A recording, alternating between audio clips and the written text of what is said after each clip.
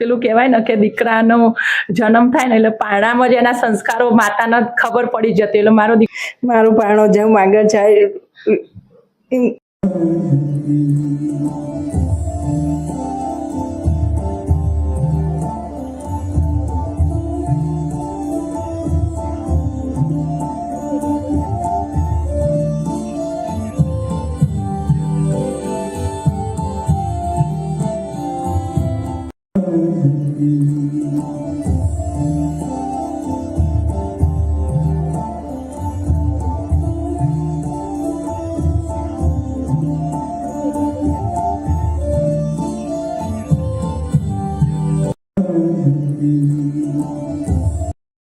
જોઈ રહ્યા છો સત્યનો સાગર ન્યૂઝ.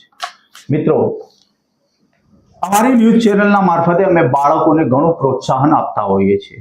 એવા બાળકોને અમે ઉજાગર કરતા હોઈએ છીએ જે બાળકો કંઈ ટેલેન્ટેડ હોય અને એમનું ટેલેન્ટ લોકો સમક્ષ અમે દર્શાવતા હોઈએ છીએ, જે થકી બાળકને એક એવું પ્રોત્સાહન મળતું હોય છે અને એ પ્રોત્સાહન થકી એ આગળ વધી શકે છે. એવા ઘણા બાળકોના અત્યારે આપણે ઇન્ટરવ્યુ પણ કરેલા છે. અમે અમારી ન્યૂઝ ચેનલમાં બીજો એવો એપિસોડ અત્યારે અમે બતાવી રહ્યા છીએ કે જે એક બાળક છે જેનિસ કરીને, જેનિસ હર્ષદભાઈ પવાર.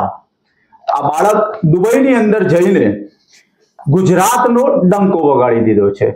ગુજરાતનો ડંકો એટલા માટે કહી રહ્યું છું કે ફક્ત 6 મિનિટની અંદર 200 દાખલા એટલે કે ગણિતનું ટેલેન્ટ એને ત્યાં પોતાનું દર્શાવ્યું અને બતાવ્યું છે, જેને લઈને એક ચેમ્પિયનશિપનો પુરસ્કાર મળ્યો છે. આ બાબતનું ગર્વ દરેક ગુજરાતી અને દરેક ભારતીયને હોય છે. એવું જ એક બાળક છે જે મહેસાણાની અંદર રહે છે. તો જનીશભાઈ મજામાં? હા. દુબઈ કોણ કોણ ગયા હતા તમે? હું, મમ્મી પપ્પા, નાના નાની અને બીજા બાળકો તથા તેમના પેરેન્ટ્સ. તમે દરેક લોકો ગયા હતા. અચ્છા, ત્યાં પરીક્ષા કઈ આપી તમે? અબાકસની 6 મિનિટમાં 200 દાખલાની પરીક્ષા આપી. અચ્છા, તો 6 મિનિટની અંદર 200 દાખલા ગણવાની જે એમની કોમ્પિટિશન હતી એ એક્ઝામની અંદર જેનિશભાઈએ ત્યાં એક્ઝામ આપી હતી ને એમાં ચેમ્પિયન થયા હતા. જેનિશભાઈ, કેવું લાગ્યું દુબઈ? સારું. મજા આવી? હા. અચ્છા, તમને જેનિશભાઈ મદદ કોણ કોણ કરે છે આની પાછળ? મામા મામી, નાના નાની, અમારા અબાકસના ટીચર તથા મમ્મી. મમ્મી પણ. તો જેનિશભાઈ, તમે આ દાખલા જે આપણે આમાં છે એ ફટાફટ ગણી નાખો છો? ફાસ્ટ ગણો છો? હા. તો થોડા ઘણા દાખલા ગણીને બતાવો. આમાંથી 4, આમાંથી 4, આમાંથી 4 ને આમાંથી 4. ફટાફટ ગણશો ને? તો મિત્રો, થોડો જ સમય અને ફટાફટ દાખલા વત્તાકાર, ગુણાકાર, ભાગાકાર જે પણ સેન્ટેન્સ આપીએ છીએ આપણે એ ફટાફટ અને સ્પીડની સાથે ગણવું. અને ધોરણ 4 ની અંદર અભ્યાસ કરીને હવે જેનિસ 5માની અંદર આવ્યો છે. તો હવે એમનું ટેલેન્ટ પણ આપણે જોઈએ. તો જેનિશભાઈ, સ્ટાર્ટ કરો તારે.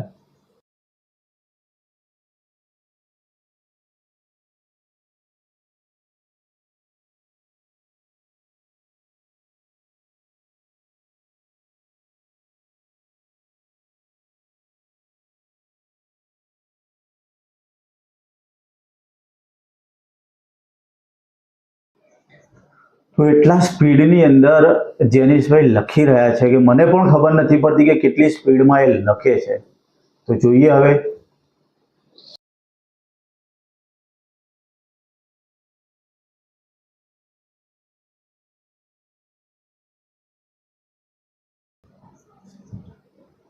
ઓકે, તો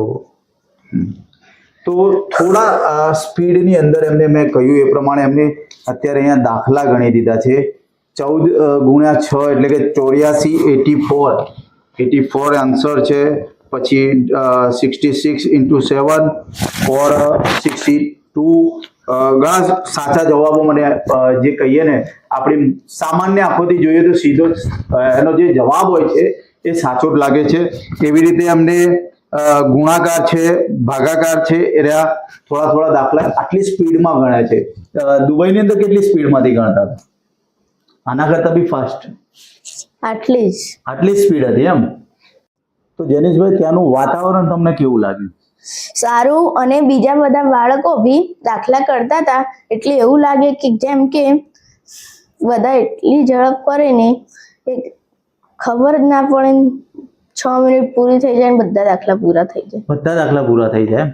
ખબર બી ન પડે અને ટેલેન્ટેડ બાળકોના સાથે એ લોકો દાખલા પૂરા થઈ જાય એવું એનું કેવું છે. પ્લેનમાં બેસ્યા પહેલી વાર બેઠા હતા કે પહેલા બેસેલા હતા? પહેલી વાર ઇન્ટરનેશનલ ટૂર કરી. પહેલી વાર. હા. કેવું રહ્યું? મજા આવી? હા. અને નાના નાની બી જોડે હતા? હા. તો એમની જોડે બેસ્યા હતા કે મમ્મી જોડે? મમ્મી જોડે બેસ્યા હતા કે નાના નાની જોડે? મમ્મી જોડે. મમ્મી જોડે. નાનું બાળક છે એટલે થોડા પ્રશ્નોને લઈને બી થોડું એને કન્ફ્યુઝન રહેતું હોય છે. પણ જે નાના બાળકો કહેવાય છે કે સરસ્વતીનો વાસ હોય છે, દેવનો કોઈ વાસ હોય છે, જે એમની જીભ પર હોય છે ને એ બહુ મીઠો વાસ હોય છે. એ પણ એક આપણે જાણીએ જ છે કે બાળકોની અંદર દેવતુલ્ય વાસ હોય છે. તો આપણે એના નાના નાનીને પણ અત્યારે આપણે મળીએ અને એમની જોડેથી બી થોડું જાણીએ. તો આપણી જોડે એમનો પરિવાર અહીંયા છે. તો શું કહેશો? તમારો પૌત્ર નવાસો અત્યારે કહેવાય દુબઈની અંદરથી સારા એવા ચેમ્પિયન થઈને અત્યારે આવ્યા છે. શું લાગે છે? ખૂબ આનંદ થયો હતો અમારે જ્યારે 42નું અમે ચેમ્પિયન વાપર્યું તો અમે ખૂબ નાચ્યું કે ભારતીય ઝંડો પણ અમે ફરકાવ્યો અને નારા બોલાયા ભારત માતાની જય, ભારત માતા. ખૂબ આનંદ થયો, ગર્વ થયો. અને જેનિસને એ અમારી દીકરીનો ભાણિયો છે અને અમને ખૂબ એને ભણાવે છે. નાની છે ને એ આખો દિવસ એની પાછળ રહે અને એને ભણાવે છે. બીજું કોઈ લક્ષ્ય હોતું નહીં અમારું. શું બનાવવા માંગો છો? એના શું સપના છે? વેલા અમારું તો સપના એને ડૉક્ટર, એન્જિનિયર, પછી એને જે હોય બનવું એ. અમારે તો ડૉક્ટર, એન્જિનિયર બનાવવાની, વિદેશ ભણવા મોકલવાની ઈચ્છા.